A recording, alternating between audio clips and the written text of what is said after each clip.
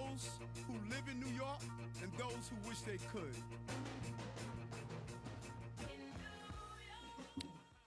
Happy New Year's. Happy New Year's to you also, Eric. You know, another year, and you know, I know sometimes it seems like, you know, I give you guys a hard times and ladies, but I look forward to Tuesdays. Gives me an opportunity to really share what we have done and to really get my spin on it. People stop me all the time as I move through the city. And those of you out there in your office spaces, in the restaurants, who are sitting down and watching, you get to see these questions that we answer. Do we span? Where's Robbie? Do they see the press, the attendees? Do they see them? Yeah, we go wide. Okay. We should do some type of voting on who's their popular reporter, you know, because outside of this, they may not know who you are. I made your careers, you know that, right? You know, some of you are going on and write books, you know, and just do your whole assessment. You have to be the Katie. You must be the happiest person going. Like, who knew who you were before I became the mayor? Right. You know, all of you, you know that? All of you, you're going to sit back. Y'all didn't have this much fun with the former mayor, did you? Okay.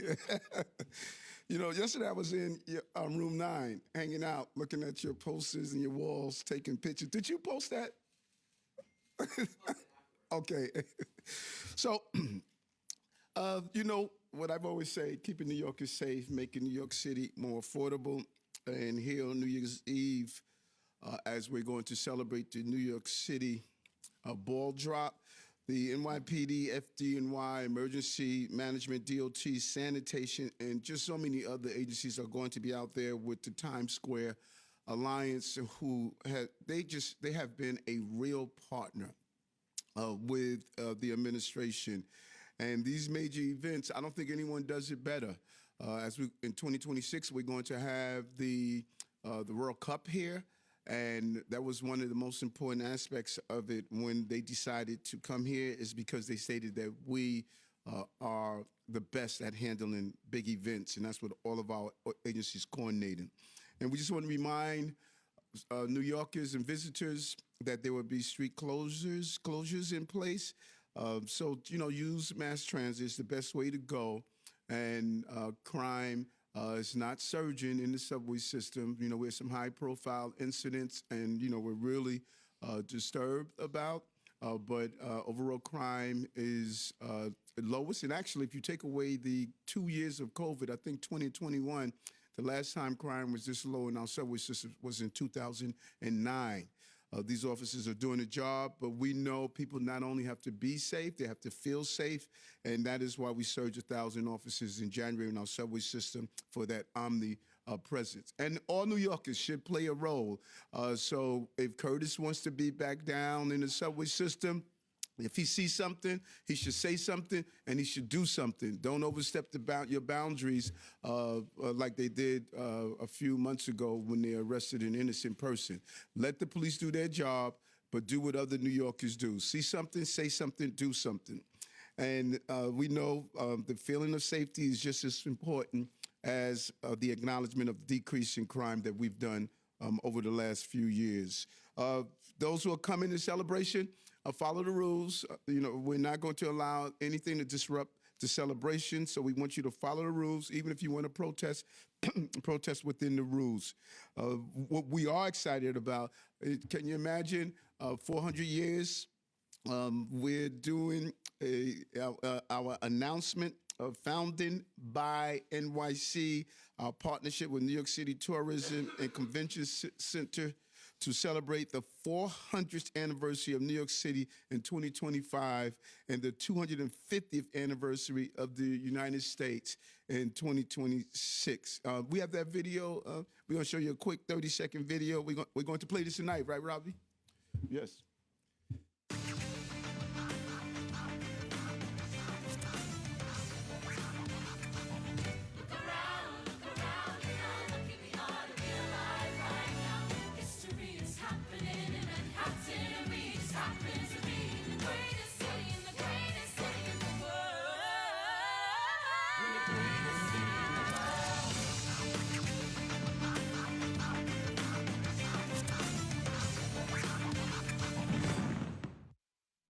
Love it, love it. How do we do, man? Hamilton would be proud of us. And the mayor must fit the characteristic of the city, and I think that is so important as we look at this 400 year. Well, we are encouraging everyone to visit foundedbynyc.com to learn all about what we're doing. Founded by NYC is bringing together groups across the city, including the Lenape Center, the Broadway League, the Museum of City of New York, Times Square Alliance, and numerous business improvement districts and all city agencies. And we want to look at those long-running businesses in our city, like Pfizer and others, and just with their historical role that they've played in shaping the city. And attract people here to spend. We're at the second highest tourism in the history of the city. Kayla, we need to just have this list of all these records that we have broken. The second highest in the history of the city, 65 million tourists visited our city, and every time I'm in Times Square, I'm blown away of the impact of that. Early this month, we celebrated a number of our accomplishments over the last year and the first 3 years of our administration, and how we are continuing to deliver safer, more affordable city for working class people, keeping New York City moving forward and reversing the economy that we inherited is what's important. And this is the safest big city in America. No one can argue. The safest big city in America. And so when you look at the scroll to our right, to my right, stage left, you can see some of our overall accomplishments. Overall crime fell citywide this past year, including the drops in homicides and shootings. We accomplished that through good police work. Almost 20,000 illegal guns we removed off the streets of the city of New York, including 6,000 this year alone. We cracked down on car. We had 80,000 ghost vehicles. From cars to scooters, all of these items that were being used for hit and runs, committing crimes, and all sorts of things. 80,000 we removed off our streets. Also, when you look at 1,300 illegal smoke shops, we asked for the bill in Albany. We got it with $87 million in illegal product. We made our streets even safer as we move forward. And these numbers are just impressive. And I just want to thank all of those working class, blue-collar city employees for what they have done and what they're going to continue to do in the years to come. Safer and affordable city was my North Star, and we're moving closer and closer to that. Putting people back to work. 4.7 million jobs in this city. More small businesses are operating in the city's history. You look at all of these indicators, you'll see the success. And even when we talk about putting money back in the pockets of working class New Yorkers, $30 billion back in the pockets of New Yorkers, everything from free high-speed broadband and NYCHA residents to reduced fare Metro card to looking to retire medical debt. All of those items. And then we look at housing. As I conclude and open up to you, housing has been clear. We shattered affordable housing records for the second straight year, financing 29,000 affordable homes and building over 14,000, close to 15,000 new homes. We broke records for permanent housing for formerly homeless New Yorkers, moving 18,500 households from shelters to stable homes. As we landed the plane for City of Yes, hats off to the entire team for doing so. And we are really excited to 2025 as we move forward. But right now, the greatest level of excitement I have right now, New Yorkers, is hearing from the New York City Press Corps. Thank you, Caleb. What's going on, Andrew? Happy New Year, Mr. Mayor. Same to you. I want to ask you a question. You're known for being able to visualize things in advance. You were able to picture becoming mayor before you were mayor. Yes.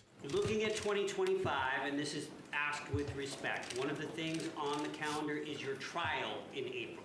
I'm wondering if you picture it, if you can envision yourself walking into that trial, testifying in your own defense, and whether you picture how that trial ends up. Well, and you're right. I am a visualizer. I have a vision board. Everything I do, I look and I see towards that.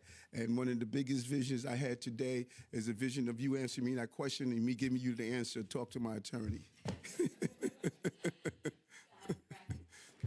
Hi, Mr. Mayor. How are you? Good. How you doing, Craig? I'm doing good. Hope you had a happy holiday. Yes. Happy New Year. So just want to ask about building on the subway safety. Like, what do you see going forward of kind of changing this perception, right? We're touting the crime statistics that they've been down, they've been safer, but obviously these random acts of violence are happening and they're horrific. Like, what are you doing to, I guess, change that public perception and hopefully address that?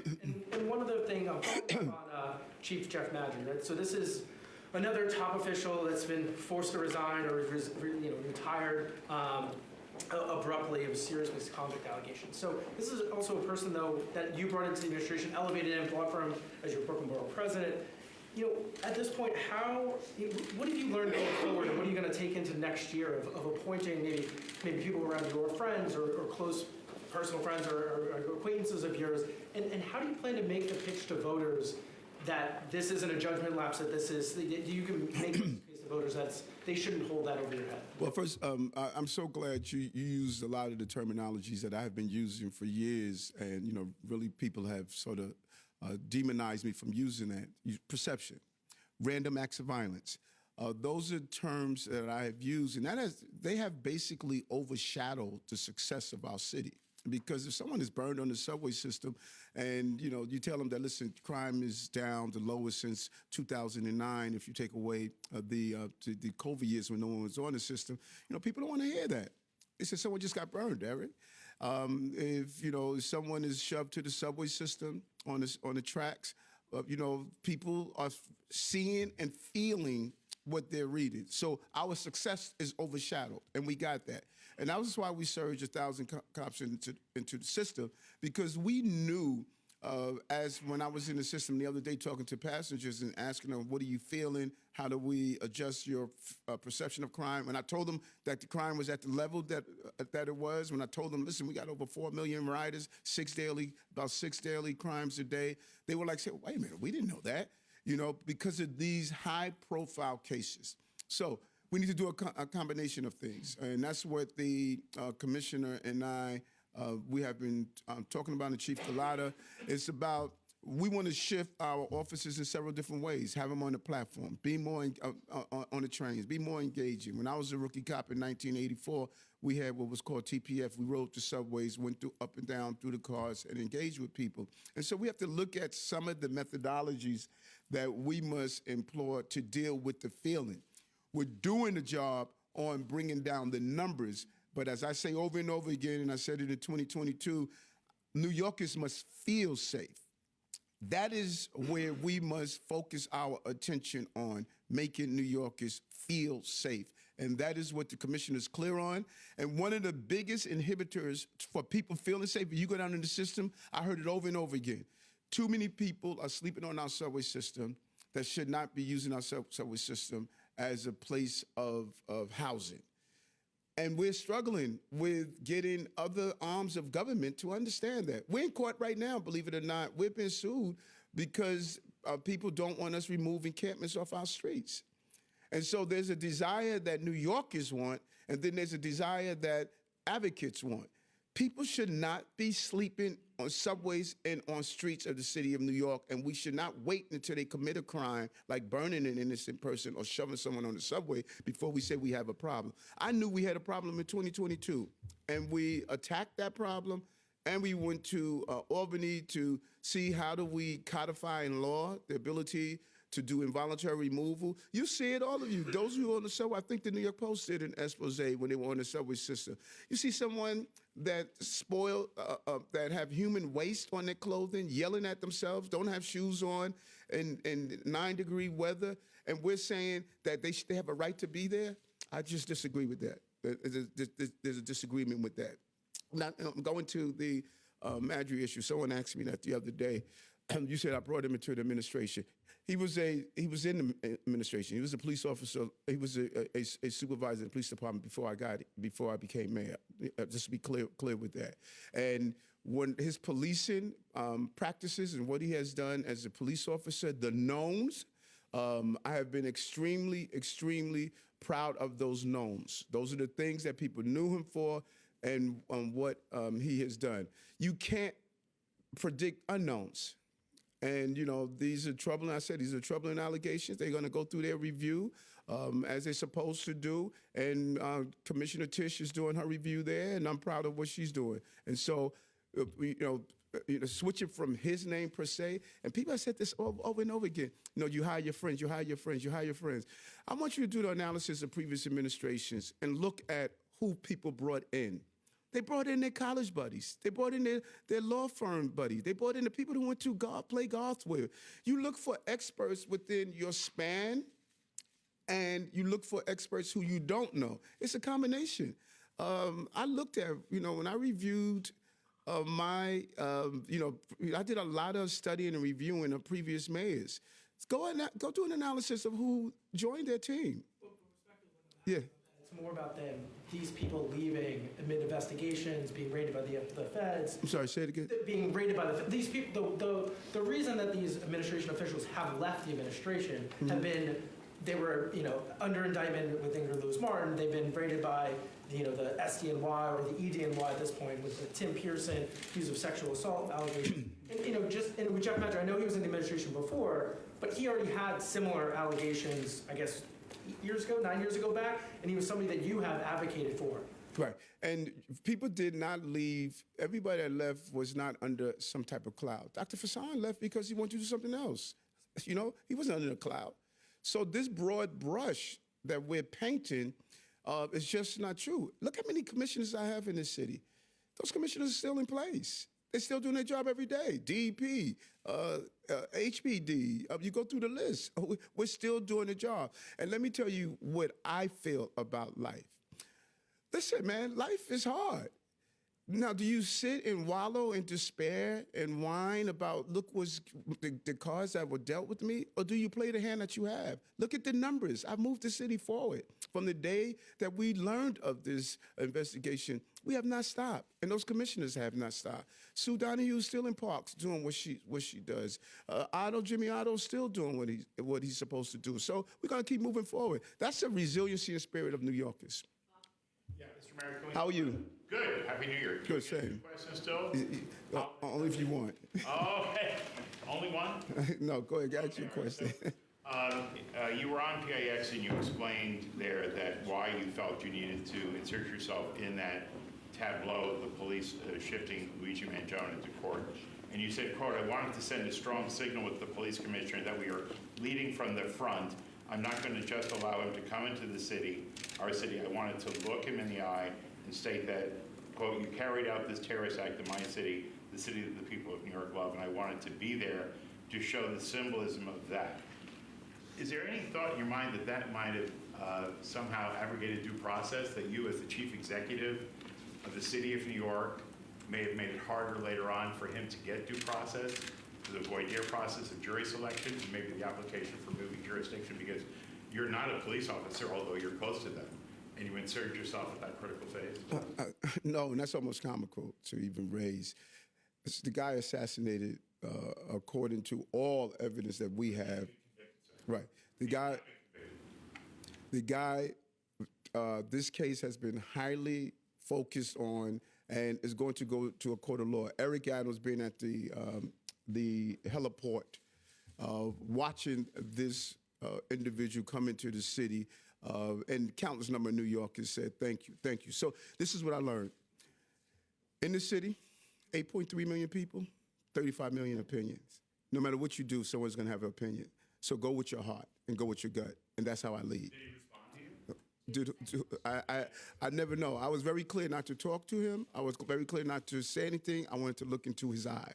Okay. And that was a mischaracterization of the quote from the paper. I read no, that, right? Papers don't mischaracterize things. Thank you. And the second question is, would you be surprised to learn that there are folks doing work at CUNY moving around folks who are disabled, who are students, who are represented by Union Local 2054, led by Dushenka Meredith, that are getting below the New York State minimum wage. And we talked to Tom DiNapoli, who said actually that that the state and city public employers are exempt from minimum wage. Is that something worth exploring, and should we make sure that anyone doing public work is getting at least the New York State minimum wage? Yeah. So the first, I want to go back to your question. You were asking about the person who we believe committed a crime, and I say assassin, allegedly assassin, because he has to be proven to have done the crime. When it comes down to minimum wage, yes, of course, people should not be making below minimum wage, and I think we should, like we did in the city, was settled at 97%. I think we're up to 97% of our contracts. We gave fair contracts to city workers, and we're proud of that on doing that. And I think people should be able to provide for their families. Hi, how's it going? How are you? I'm good. I wanted to follow up on Craig's question. You talked about the knowns and the unknowns. Yep. The knowns about Madry included a number of cases against him before this came up. He was accused of sexual harassment. There was an incident with a retired colleague who chased the 3 boys with a gun. Those were the knowns you were working with. I wanted to give you a chance to address that in light of your answer. To address what? What is that you want me to address? Well, there's reporting that you protected Madry despite these many incidents. I'm wondering if you have any regrets about that. No one was protected.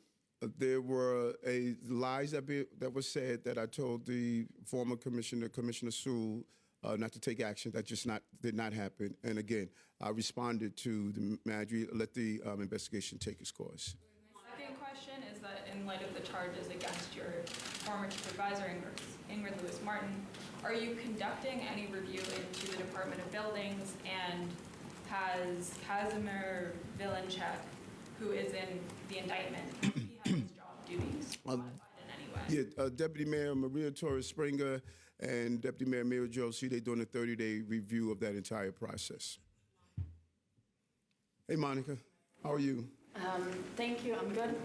Hope you're well. Yes. Mr. Mayor, looking at this year, I wanted to ask you, what would you consider your proudest moment, and do you have any regrets looking at this 2024?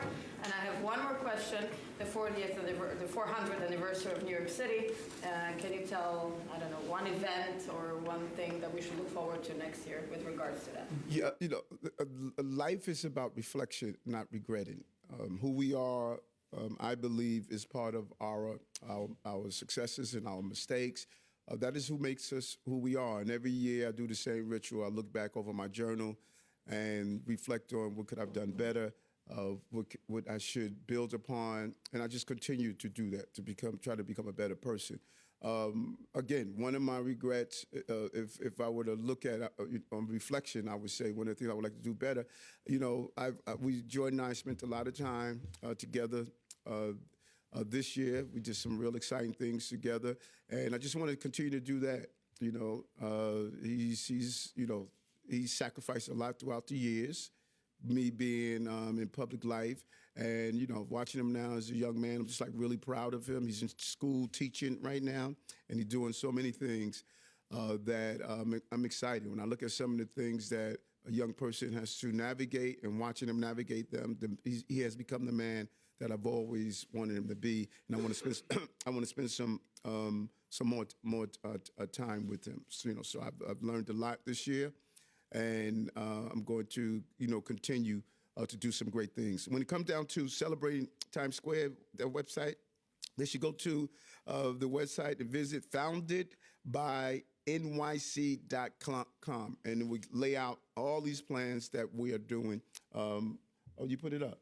Right there. They go right there and see the same thing we did with Hip Hop is 50. We're using that same type of breakdown to show people all the things. And we're encouraging people to do other things to really celebrate our 400-year birthday.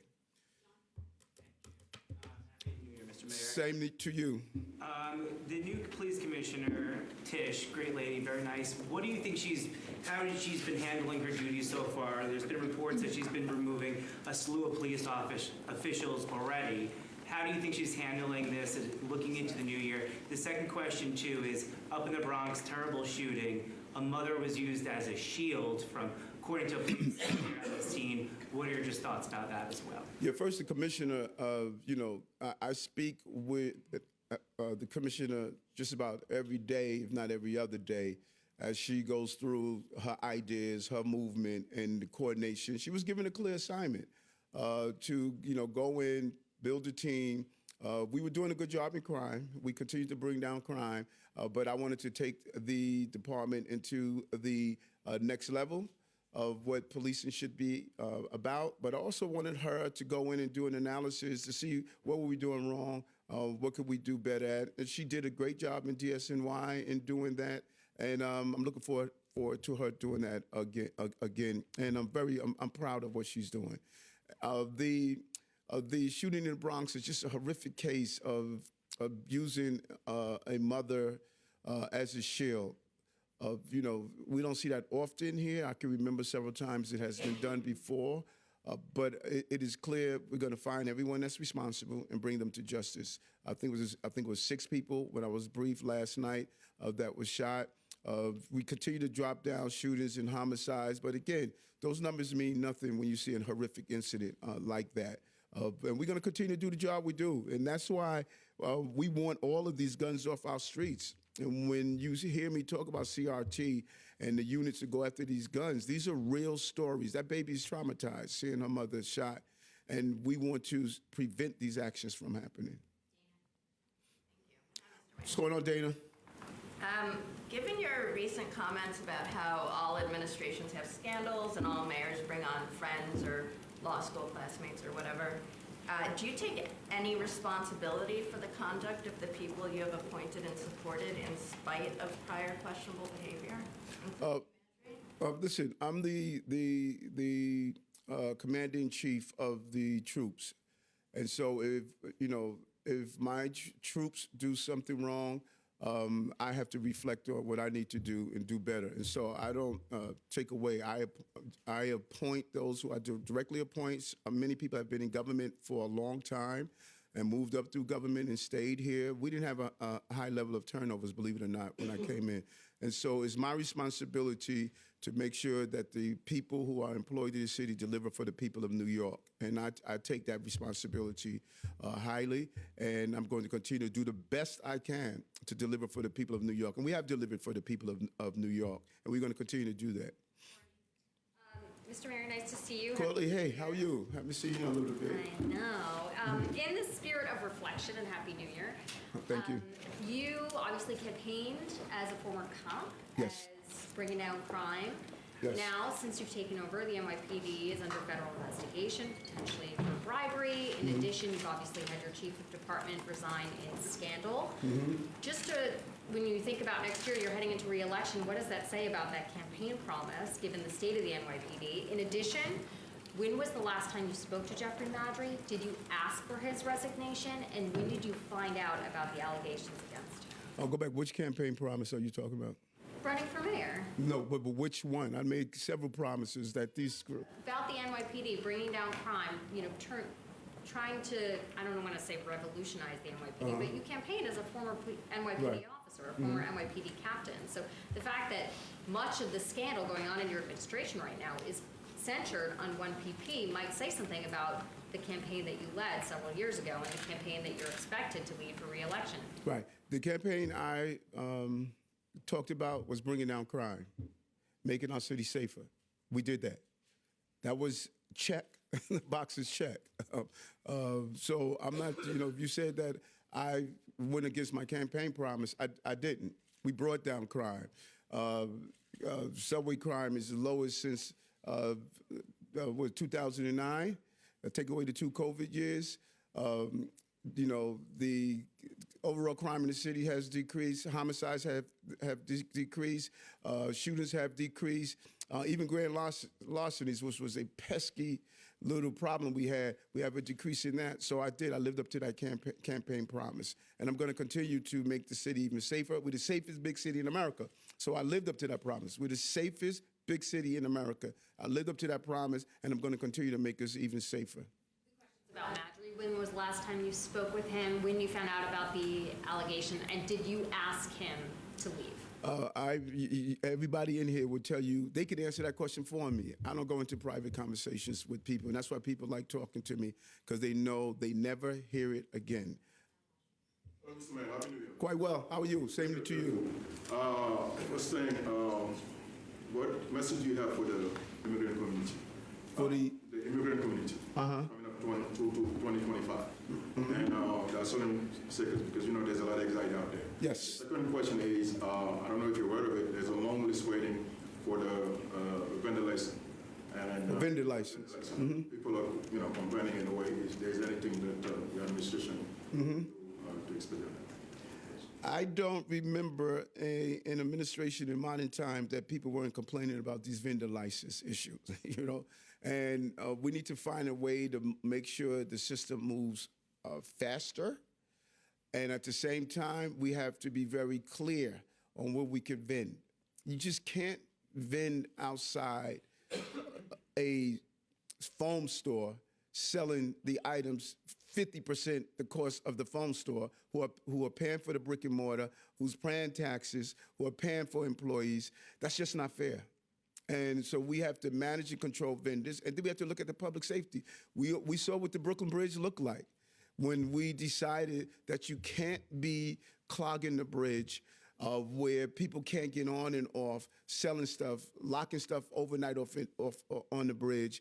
It gives the appearance that people feel things are out of control. So we have to find that sweet spot and balance of having the right number of vendor licenses given out, and at the same time do it in a manner that we're not stopping our city from looking as though it's out of control by too many vendors. Like Sandra Ong called us on Main Street, just too many vendors. I'm getting called, which is very interesting. I get calls from a lot of the elected officials who say that we should not be clamping down vendors until it's in their districts, and we're getting all these calls saying, listen, these vendors are out of control in our district. And so we got to find a sweet spot. We have to make sure that we give the right number of vendor licenses out that is not going to interfere with the normal cleanliness and quality of life of our city. And now to the immigrant, this has always been a city and a country of immigrants. I'm very clear on that. I cannot say it enough. We want them to continue to educate their children in our schools, continue to use medical services when you need to, continue to call law enforcement if you're a victim of a crime. A person that is an immigrant in the city, they don't get a discount on paying for taxes when they purchase something. They pay the same rate that everyone else. And those tax dollars pay for the goods and services that we're delivering to them. And I'm telling them, don't live in a feeling of anxiety. Continue to do the job that you're doing. This is a place for those who want to pursue the American dream, but it will never be a place for those who want to harm innocent people in this city, like we saw with the person who burned to death, a woman who was merely on our subway system. Thank you. Good. How are you? Good. About that woman who was burned on the subway system. Yes. She's recently been identified. Yes. Do you know any more about her? No more than the name and that she resided in New Jersey. She had a brief stint in our homeless shelter system, And, our hearts goes out to the family, a horrific incident to have to live through. And, just watching that tape, I couldn't even watch it all the way through. It was just a bad incident, and it impacts on how New Yorkers feel. But it really reinforced what I've been saying. People should not be living on our subway system. They should be in a place of care. And no matter where she lived, that should not have happened. But we have far too many people that believe they should be on our subway system and living on our streets, and we can't throw our hands up and allow that to happen. Of kin or anything? Or I'm sorry? Did they find any next of kin? Yes, they communicated to her next of kin. She's from Jersey. Yes. Mr. Mayor. How are you? Good to see you. Thank you. I know you kind of mentioned this the other day, but just a little bit more on congestion pricing. Are you frustrated at all that this is going into effect without some of the, what's it called? Exemptions? Carve-outs. Thank you. Yeah, exemptions that you were wishing for. And are you frustrated that, there's also going to be a subway fare increase? And then a second question for you, what's your kind of wish list from Albany this year, or this coming year? I know you have acts of tax. What else are you going to be looking for? Yeah, I'm not frustrated with it. This is the process. We have a huge hole in our MTA capital plan that must be filled. And I think the governor, she really heard New Yorkers when it was $15 a toll. I even hear from restaurants and others who don't have to pay the toll, but they believe that it would deter people from coming in using their services. And this has gone back and forth. It's going to settle somewhere. This in court. Jersey is suing. New York is responding. It's going to settle, and we're going to have some form of congestion pricing. There was a list of things we want. We were able to get to $100 million for those areas with environmental issues. We were able to get some waivers where we want to make sure that people who are eligible, that they go and get those waivers. And it's going to be a continued conversation. I think this is a feeling out period. Let's see how it runs. People may come back to the table and re-examine how can we do things differently, how is it impacting tourism, our economy. And so I think that this is the beginning of this whole conversation. This is new. This is brand new, so there's going to be a response. So January 5th, it starts, and New Yorkers need to be prepared for that. When it comes to Albany, we got a couple of things. The Supportive Intervention Act is crucial. And the commission is going to be rolling out some things we're going to do around, in addition to Scout and what we're doing now, and PATH, Scout and PATH. But we need help from Albany on the Supportive Intervention Act. That is one of our asks from Albany. And asks the tax. $63 million will go back in the pockets of 582,000 New Yorkers. I mean, when you think about a mother who's making $31,000 a year, if she has a child, she would not have to pay any income tax. That means a lot.